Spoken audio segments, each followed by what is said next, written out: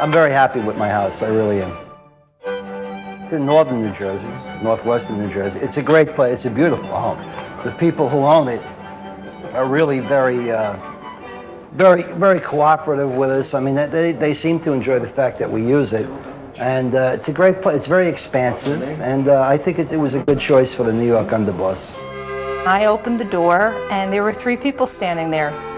And I asked them who they were, and they said, "Good evening, we're from HBO, we're going to be doing a pilot, and we'd like to see your home, possibly use your house." And I just let them in. And we stood in the foyer and we talked, and they started walking around and they went out to the deck, and I later found out who they were. It happened to be David Chase and 2 of the writers. And David Chase had told us he wanted to use this house in this town because he grew up here. And he liked North Caldwell. The funny thing was, when they came here originally, they wanted to use the house for Tony Soprano's house. However, they were building a house next to us, and they couldn't take the chance that the noise from the house being built would interfere with the filming.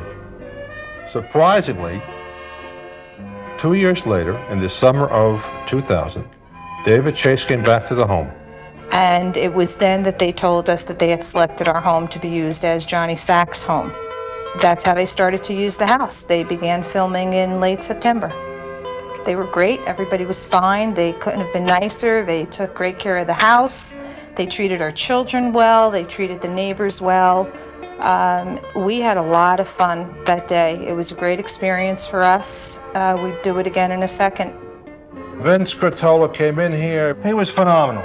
The rest of Sopranos, Tony, Vinny, Jimmy, Uncle Tanous, the whole bunch, they were fantastic. They came in here like we were gold. At one of the filmings in season 5 at our home, it was a very cold day. The lower level of our house was where we housed all of the makeup artists and the clothing specialists and the actors. Tony Soprano was down here just hanging out, waiting in between takes, and I was by the sink making soup because it was very, very cold. And I had given soup to the director, and Tony wanted to know why I didn't make him soup. And I said, "Well, I'll make you soup, no problem." And as I'm pouring the soup, he's taking his coat off, and he's taking his hat off and his scarf, and all of a sudden he starts to unzip his pants. And I was at the sink, and I turned the water off, and I said, "Excuse me, what is it that you're doing?" And he said, "I'm taking my pants off." And I said, "You're not taking them off here."